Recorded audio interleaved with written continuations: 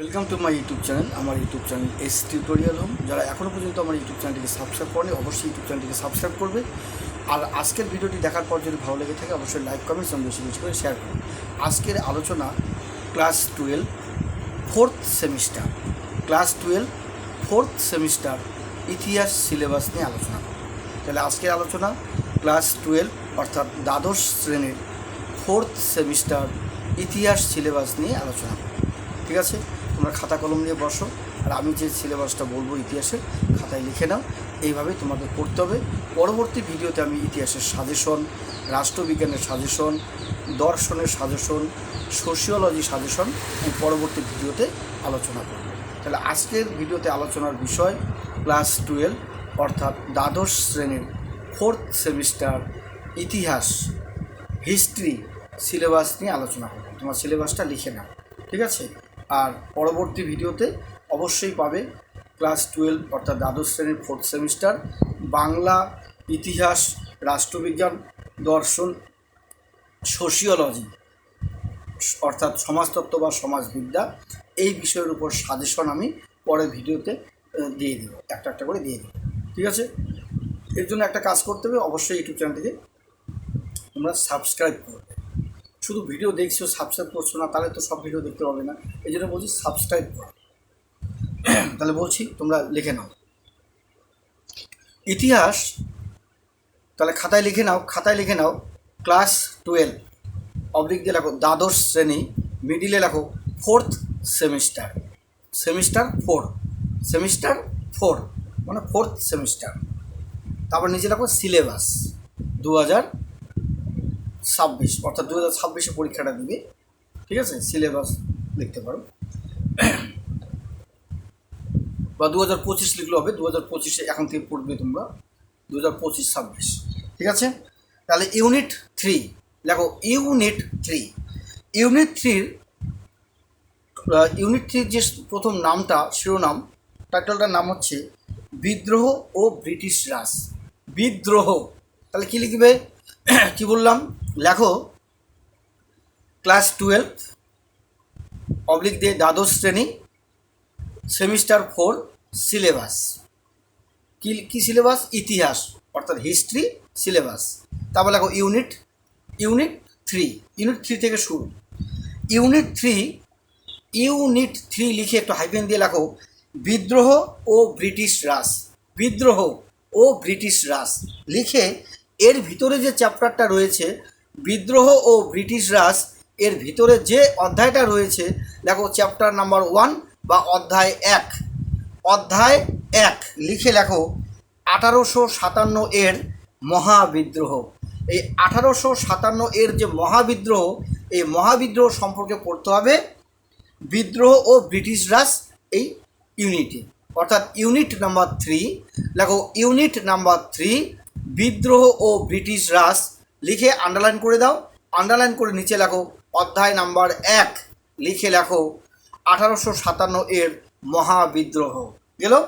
এরপরে ইউনিট 4 খাতায় লেখো ইউনিট 4 লিখে নামটা লেখো জাতীয়তাবাদ ও বিচ্ছিন্নতাবাদ এটা লেখো, লিখে আন্ডারলাইন করে দাও।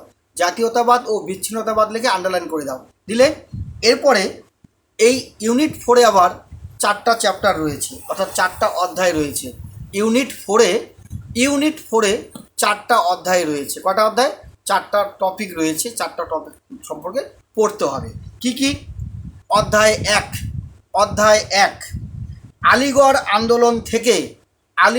আন্দোলন থেকে হিন্দু মহাসভা হাইফেন দিয়ে লেখো দেশ ভাগের পথে। তারপরে কি অধ্যায় 2 সংগঠিত জাতীয়তাবাদী রাজনীতির উদ্ভব। লিখে একটু হাইফেন দিয়ে লেখো 1917 এর পূর্বোত্তর পর্ব থেকে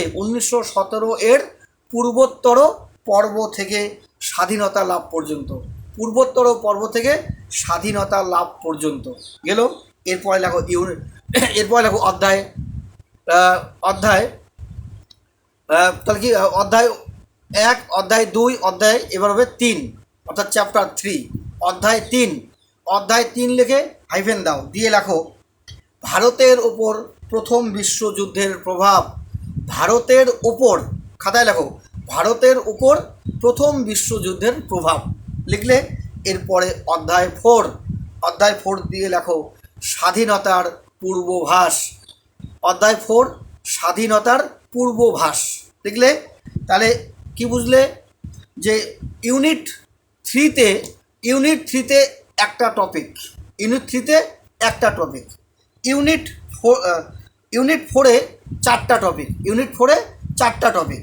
তাহলে কি চ্যাপ্টার 1, 2, 3, 4 মানে অধ্যায় 1, 2, 3, 4 এটা হচ্ছে ইউনিট 4-এর 1, ইউনিট 4-এর 2, ইউনিট 4-এর 3, ইউনিট 4-এর 4, ঠিক আছে। এরপরে ইউনিট 5, ইউনিট 5-এর একটাই অধ্যায়, নাম হচ্ছে ইউনিট 5-এ হচ্ছে কি বললাম, উপরে নামটা লেখো সংবিধানের গঠন। কি নাম লিখবে? সংবিধানের গঠন লিখে আন্ডারলাইন করে দাও। আন্ডারলাইন করে লেখো অধ্যায় নাম্বার 1, অধ্যায় নাম্বার 1 লিখে লেখো নবযুগের সূচনা, একটু কমা দাও, দিয়ে লেখো স্বাধীনতা উত্তর ভারত। কি বললাম? নবযুগের সূচনা, কমা স্বাধীনতা, ঠিক আছে, উত্তর ভারত, স্বাধীনতা উত্তর ভারত। এরপরে ইউনিট নাম্বার 6, ইউনিট নাম্বার 6 লিখে নাম লেখো রাষ্ট্র নির্মাণ ও তৎ সম্পর্কিত বিষয়সমূহ। কি বললাম? রাষ্ট্র নির্মাণ ও তৎ সম্পর্কিত বিষয়সমূহ লিখে আন্ডারলাইন করে দাও। আন্ডারলাইন করে দিয়ে অধ্যায় নাম্বার 1, অধ্যায় নাম্বার 1 লিখে লেখো 1971-এর ভারত পাক যুদ্ধ, 1971-এর ভারত পাক যুদ্ধ। তাহলে তোমরা আজকে বুঝতেই পারলে ক্লাস 12 অর্থাৎ দ্বাদশ শ্রেণীর হিস্ট্রি অর্থাৎ ইতিহাস সিলেবাস ইউনিট নাম্বার 3 থেকে শুরু হলো। ইউনিট নাম্বার 3-র অধ্যায় হচ্ছে 1টা, ইউনিট নাম্বার 4-এর অধ্যায় হলো 4টা, ইউনিট নাম্বার 5-এর অধ্যায় 1টা, ইউনিট নাম্বার 6-এর অধ্যায় 1টা, ঠিক আছে। আর যে অধ্যায়গুলো রয়েছে অত্যন্ত গুরুত্বপূর্ণ, এই বিষয়গুলো জানতে পারলে তোমাদের খুবই কাজে লাগবে। পরবর্তীতে যে সমস্ত পরীক্ষাগুলো তোমরা দেবে, হ্যাঁ, উচ্চ মাধ্যমিক পাশের অভিজ্ঞতায় বা বিএ পাশের অভিজ্ঞতা যে পরীক্ষাগুলো দেবে, পরবর্তীতে এই পরীক্ষাগুলোতে কিন্তু এই ইতিহাসের এই অধ্যায়গুলো থেকে এমসিকিউ ধরনের প্রশ্ন কিন্তু পরীক্ষায় থাকবে। কিন্তু তোমরা যে এবার পরীক্ষাটা দেবে ক্লাস 12-এর 4th সেমিস্টার, এই সেমিস্টারে কিন্তু কোনো রকম এমসিকিউ, শূন্যস্থান, সত্য মিথ্যা, স্তম্ভ মেলাও, এগুলো কিচ্ছু থাকবে না, এগুলো কিচ্ছু নেই। প্রশ্ন থাকবে অতি সংক্ষিপ্ত রচনাধর্মী, কোনো রকম এমসিকিউ, এসএকিউ এগুলো কিচ্ছু থাকবে না, ঠিক আছে। শূন্যস্থান পূরণ, স্তম্ভ মেলানো এগুলো কিচ্ছু থাকবে না। প্রশ্ন হলো অতি সংক্ষিপ্ত রচনাধর্মী, একটু বড় ধরনের প্রশ্ন পড়তে হবে। এখন জেনে নাও কোন অধ্যায় থেকে কত নম্বর, ঠিক আছে। এই যে প্রথম বললাম ইউনিট 3, এই ইউনিট 3 যেটা বললাম, ইউনিট 3 বললাম যে বিদ্রোহ ও ব্রিটিশ রাজ, এই বিদ্রোহ ও ব্রিটিশ রাজ এখান থেকে তোমাদের 3-এর প্রশ্ন আসবে একটা, 3-এর প্রশ্ন লিখে নাও ইউনিট নাম্বার 3, ইউনিট নাম্বার 3 লিখে লেখো 3-এর প্রশ্ন একটি, 4 নম্বরের প্রশ্ন একটি, তাহলে 3-এর প্রশ্ন একটি, 4 নম্বরের প্রশ্ন একটি, তাহলে 3 আর 4 যোগফল 7, অর্থাৎ ইউনিট নাম্বার 3 থেকে টোটাল 7 নম্বর, ঠিক আছে। একটা 3-এর প্রশ্ন, একটা 4-এর প্রশ্ন, ক্লিয়ার। এখান থেকে 8-এর কোনো কোশ্চেন আসবে না। এরপরে ইউনিট নাম্বার 4, ইউনিট নাম্বার 4-এর কিন্তু 4টা অধ্যায়, ইউনিট নাম্বার 4-এর 4টা অধ্যায়, তাই প্রশ্ন বেশি। ইউনিট নাম্বার 4 থেকে বলে দিচ্ছি ইউনিট নাম্বার 4 থেকে 3 নম্বরের প্রশ্ন একটি, 3 নম্বরের প্রশ্ন একটি, 4 নম্বরের প্রশ্ন দুটি, তাহলে 3 নম্বরের প্রশ্ন একটি মানে 3 নম্বর, 4 নম্বরের দুটি মানে 8 নম্বর, আর হচ্ছে 8 নম্বরের একটি। কি বোঝা গেল? ইউনিট নাম্বার 4, 3-এর প্রশ্ন একটি, 4-এর প্রশ্ন দুটি, 8 নম্বরের প্রশ্ন একটি, টোটাল 19 নম্বর তোমাদের পরীক্ষায় থাকবে, ঠিক আছে। টোটাল কত বললাম? 19 নম্বর, মানে ইউনিট নাম্বার 4 থেকে 19 নম্বর। 3-এর একটি, 4-এর দুটি, 4 দুগুণ 8, 3-এর একটি, তাহলে 8 আর 3-এ হচ্ছে 11, আর হচ্ছে একটি 8, ঠিক আছে। এই হলো 19 নম্বর, বোঝা গেল।